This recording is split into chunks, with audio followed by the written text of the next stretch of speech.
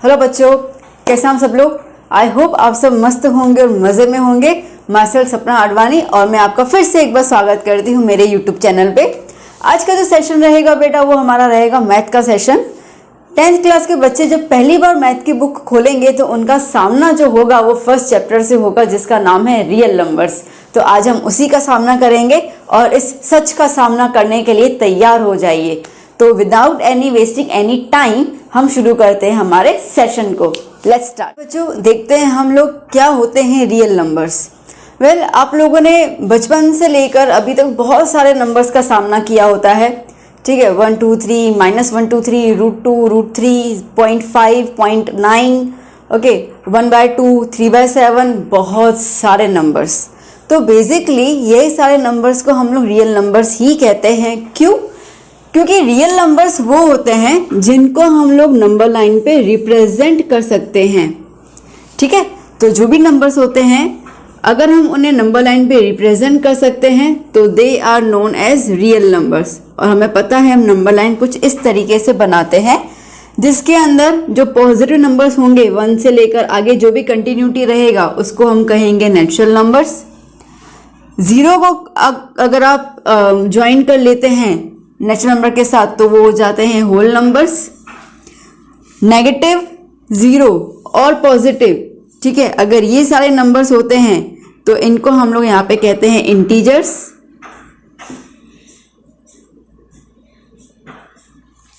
इनके अलावा अगर हम बात करते हैं फ्रैक्शन नंबर्स की 3/7 1/2 ओके 0.5 कुछ भी, तो जैसे यहाँ पे आएगा तो इट्स कंसिडर्ड एज लाइक 1/2.5, ठीक है। तो ये जो हो गया वो रैशनल नंबर्स हो गए, इसका मतलब कि p/q फॉर्म। और इन फ्रैक्शंस के अलावा अगर हम बात करते हैं रूट्स के बारे में तो आपने 9th स्टैंडर्ड में देखा हुआ है बच्चों, हम लोगों के पास फर्स्ट चैप्टर में क्वेश्चन था represent √2 on the number line, √7 on the number line. तो इसका मतलब कि रूट्स के नंबर्स को भी हम लोग नंबर लाइन पे रिप्रेजेंट कर सकते हैं। जैसे कि अगर मैं यहाँ पे देख लूँ तो इट्स कंसिडर्ड एज √3। क्यों? क्योंकि इसकी वैल्यू होती है 1.73। अप्रोक्सीमेट बात कर रहे हैं, कहाँ एग्जैक्टली बात तो नहीं कर रहे। ओके, तो these are the numbers are the irrational numbers. तो बेसिकली अभी तक आपने जितने भी नंबर्स देखे हैं वो सारे के सारे नंबर्स हम लोग नंबर लाइन पे रिप्रेजेंट कर रहे हैं और कर सकते हैं। इसकी वजह से इनको हम लोग कहते हैं रियल नंबर्स। तो ये था इंट्रो चैप्टर का। अब इस रियल नंबर्स का क्या करना है, इस चैप्टर में क्या क्या टॉपिक्स हैं, शुरू करते हैं हम लोग। अब पहला टॉपिक इस चैप्टर का बच्चों, जो फर्स्ट टॉपिक है इस चैप्टर का वो है यूक्लिड डिवीजन एल्गोरिदम। तो अब इस टॉपिक को पहले समझना शुरू करते हैं क्योंकि बेसिक एंड कॉन्सेप्ट क्लियरिटी बहुत ज़्यादा ज़रूरी है। सब उसके बाद आपको अपने आप आ ही जाएंगे कैसे सॉल्व करने हैं। तो हम शुरू करते हैं पीछे से। पीछे वाला जो वर्ड है वो दिया गया है एल्गोरिदम। एल्गोरिदम मतलब क्या? एल्गोरिदम का मतलब ये होता है कि कोई भी हमें स्टेप्स दिए जाते हैं to complete any task, okay, that is considered as the algorithm. नहीं समझे? देखिए अगर हम लोग बात करते हैं मैगी की, सबने बनाई होती है, खाई भी होती है, ठीक है। मम्मा जब घर पे नहीं होती है तो हम खुद ही भूख लगती है तो भाई क्या करें, मैगी बना लेते हैं, 2 मिनट की मैगी। अब अगर किसी को पता ही नहीं है कैसे बनाना है तो आपने देखा होता है, आपका भी जब पहली बार शुरुआत होगा मैगी बनाने का तो आपने देखा होगा कि पीछे पैकेट में आपको स्टेप्स लिखे होते हैं ना, और आपकी 2 मिनट की मैगी तैयार। फाइन। तो इसका मतलब क्या हुआ कि मैगी बनाने के लिए आपको कुछ स्टेप्स दिए गए, कुछ प्रोसीजर फॉलो करना था टू मेक और टू कुक द मैगी। तो सिमिलरली यहाँ पर कुछ सम्स करने के लिए हमें वेल डिफाइंड स्टेप्स दिए जाएंगे। उन स्टेप्स को हम लोग बोलते हैं algorithm. So algorithm that means well defined steps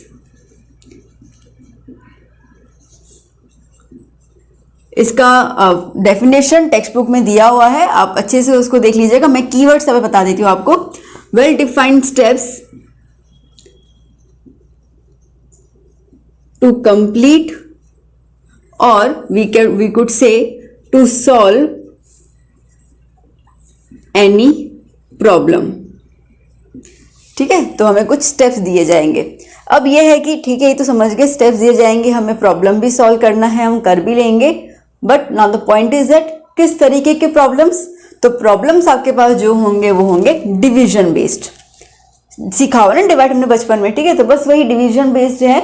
हमने जो सीखा है हमारे बचपन के दिनों में उसी को ही थोड़ा से याद है, हम ताज़ा करने वाले हैं इस चैप्टर में। और ये स्टेप्स को एक्चुअली वेल डिफाइन तरीके से कैसे हमें उसको अप्लाई करना है सम सॉल्व करने में, वो बताया था हमें यूक्लिड जी ने। जी हाँ, बिल्कुल सही पहचाने। 9th में इनके बारे में हम लोगों ने थोड़ा बहुत, ठीक है, देखा हुआ है चैप्टर 5 में इंट्रोडक्शन।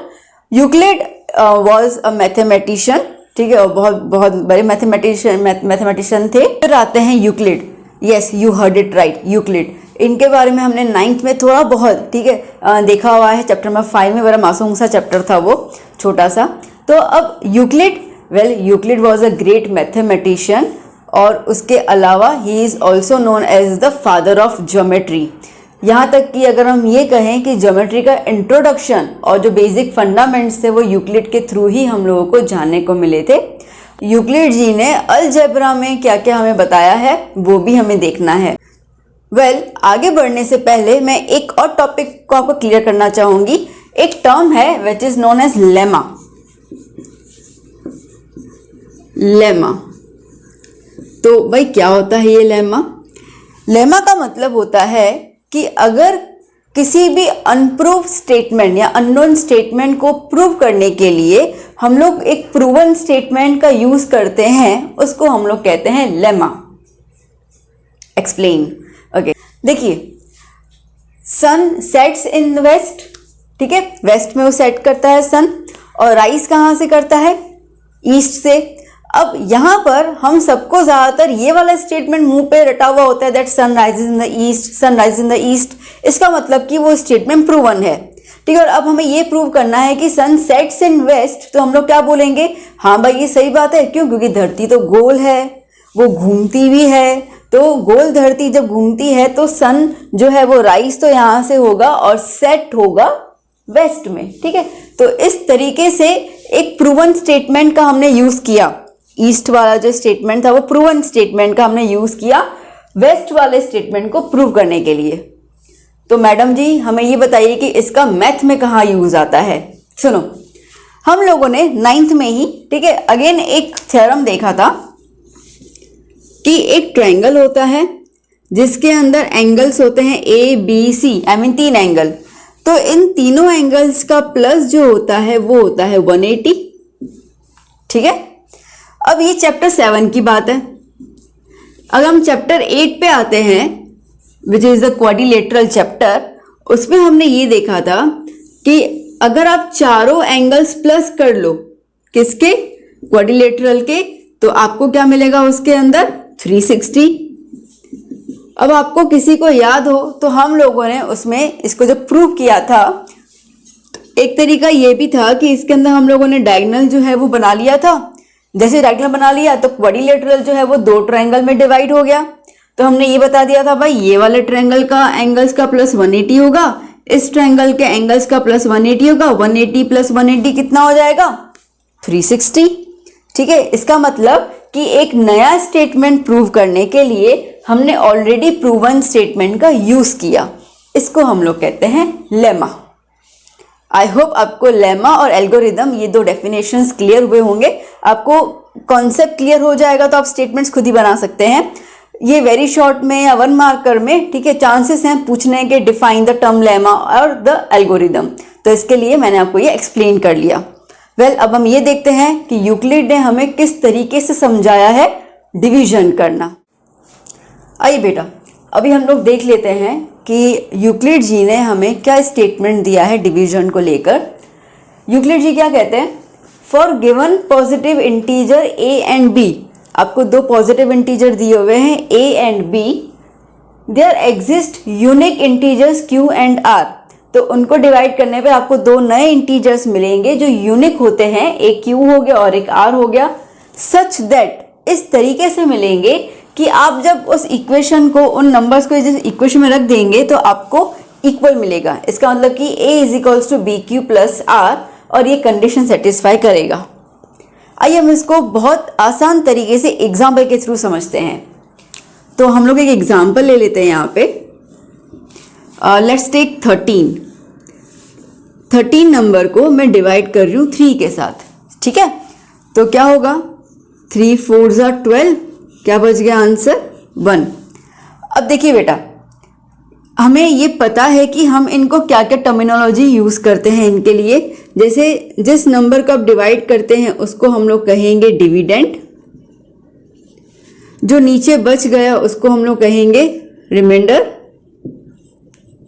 जो नंबर हम लोग ऊपर की तरफ लिखते हैं उसको हम कहेंगे कोशेंट, और जिससे डिवाइड करते हैं उसे हम कहेंगे डिवाइजर। इतना क्लियर? ओके। अब जो हमारे पास स्टेटमेंट है उससे हम लोग रिलेट कर रहे हैं। क्या है, for given positive integers a and b। तो आपको यहाँ पे 2 इंटीजर्स दिए हुए थे, एक डिविडेंड था और एक डिवाइजर था। मतलब एक वो नंबर था जिसको डिवाइड करना था और एक वो नंबर है जिससे आपने डिवाइड किया। तो ये डिविडेंड हो गया a और ये डिवाइजर हो गया b। ओके, क्या है, there exist unique integers q and r। q क्या हो गया, कोशेंट। तो जैसे आपने डिवाइड किया तो आपको एक यूनिक इंटीजर मिल गए, मतलब कि 2 नए इंटीजर मिल गए, उनके अलावा एक कोशेंट बन गया और एक रिमाइंडर बन गया। सच दैट, इस तरीके से a is equals to B Q plus R. अगर हम इस कंडीशन को यहाँ पे देखें तो a is equals to B Q plus r. a मतलब 13, b 3, 4 is a quotient and r is 1। तो इनके कहने का मतलब ये है कि आप जब b, q और r को सॉल्व करोगे तो आपको वही आंसर मिलेगा जो आपका डिविडेंड है। तो शुरू करते हैं, ट्राई करते हैं। तो b, q मतलब मल्टीप्लाई, तो 3 4 ज़ा 12, 12 प्लस 1 13। तो उन्होंने कहा आपको ये कंडीशन सेटिस्फाई करनी है, हो भी गई। उसके अलावा ये वाली भी कंडीशन देख लो, क्या है ये कह रहा है कि r मतलब remainder is greater than and equal to 0। अगर मैं इसको सिंप्लीफाई तरीके से लिखूं तो ये कह रहा है कि रिमाइंडर जो है वो 0 और 0 से ज्यादा है, greater than and equal to 0। But remainder हमेशा b से, b क्या है हमारा डिवाइजर, तो रिमाइंडर हमेशा b से कम होगा। देख लेते हैं हम लोग यहाँ पर, देखो यहाँ पे रिमाइंडर क्या आया 1 और यहाँ पे डिवाइजर क्या है 3। बात तो सही है, ठीक है। रिमाइंडर जो है वो 3 से कम आया, मतलब इज लेस देन b। पर इन्होंने ये भी बोला है कि remainder is greater than and equal to 0। देखते हैं अभी हम लोग एक और हम एग्जांपल ले लेते हैं।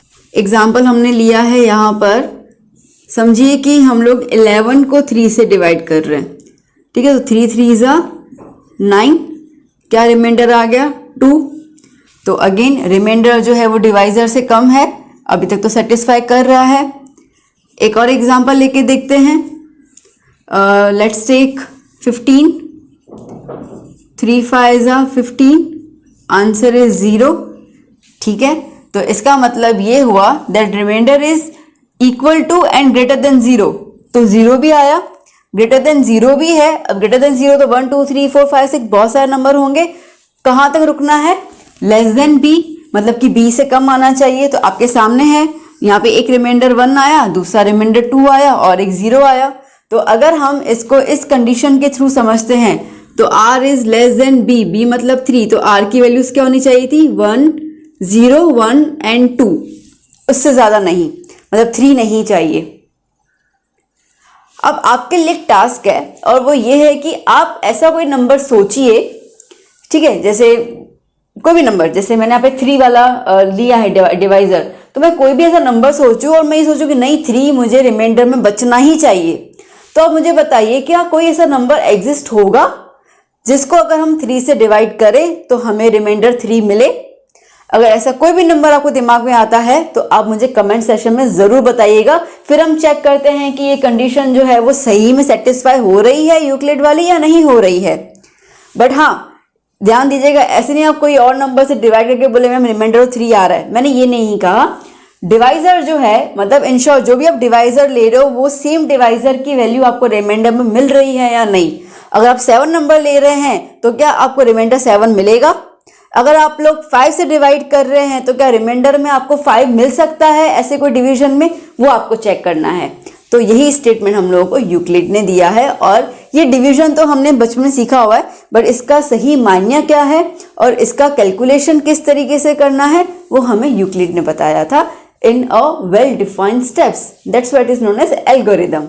So बच्चों, as per the statement of EDA, that is Euclid Division Algorithm, हमारे पास एक इक्वेशन आ गई A is equals to BQ plus R।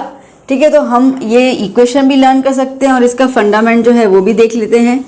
That is dividend, मैं दोबारा कह रही हूँ, डिविडेंड मतलब जिसको आप डिवाइड करते हैं, इक्वल्स टू डिवाइजर जिससे आप डिवाइड करते हैं, इनटू कोशंट जो ऊपर की तरफ नंबर लिखते हैं, प्लस रिमाइंडर जो नीचे बच जाता है।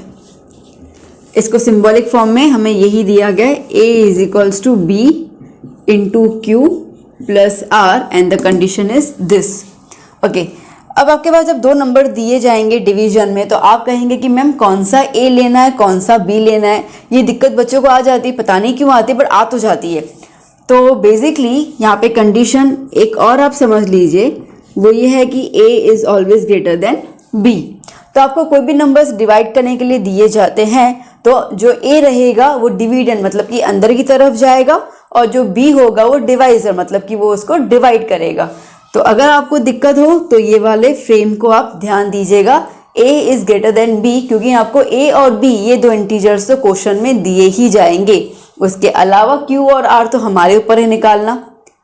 वेल, तो अब हम लोग नेक्स्ट सेशन में देखेंगे कि यूक्लिड के जरिए हम लोग डिवीजन करना किस तरीके से सीखेंगे। हमने जो बचपन में सीखा है वो तो है ही, उसमें कोई दिक्कत नहीं, वो तो सही है, ठीक है, बट 10th स्टैंडर्ड में होने के हिसाब से डिवीजन को किस नए पैमाने से और किस नए तरीके से सीखना है वो हमें यूक्लिड जी ने बताया है। तो वो हम कंटिन्यू करेंगे हमारे नेक्स्ट सेशन में। तब तक आप अपना ध्यान दीजिएगा।